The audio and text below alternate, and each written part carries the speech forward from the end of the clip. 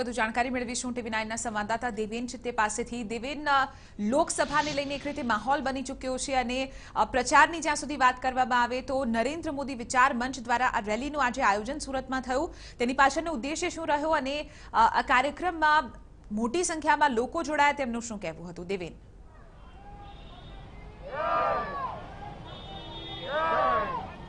જે અત્યારે તમે જોઈ શકો છો ચિત્ર કે મોટી સંખ્યામાં મોદી માસ્ક જે પહેર્યું છે તે લોકો અત્યારે અહીંયા આવ્યા છે અને મોદી માસ્ક પહેરીને આ રેલી જે છે તે કાઢવામાં આવી છે।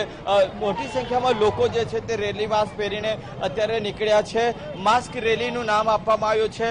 સમસ્ત જે પ્રકારના લોકો પ્રધાનમંત્રીને પોતાનો જે લાગણી છે તે બતાવી રહ્યા છે અને મોદી વિચાર મંચ જે છે તે મોદી વિચાર મંચ દ્વારા આજે જે કાર્યક્રમ છે તે આપવામાં આવ્યો છે અને પૂર્ણા વિસ્તારની અંદર જે છે તે આ રેલી નીકળી છે। આપણી સાથે જે લોકો છે આપણે એમની સાથે પણ વાત કરીશું। મેડમ, કયા ઉદ્દેશ્યથી આ રેલી જે છે તે કાઢવામાં આવી છે અને શા માટે? મોદીજીને પૂર્ણ રૂપથી બહુમતીથી જીતાડવા માટે અને ભારત વર્ષમાં જે યોજના ઉપર મોદીજી કામ કરેલું છે એ યોજના ઉપર અમારું ધ્યેય છે કે જેટલી યોજના મોદીજી બહાર પાડી છે બધા કામો થયા છે એની ઉપક્ષમાં અમે લોકો આ રેલી કાઢી છે। માસ્ક રેલી કાઢવા પાછળનું કારણ શું છે?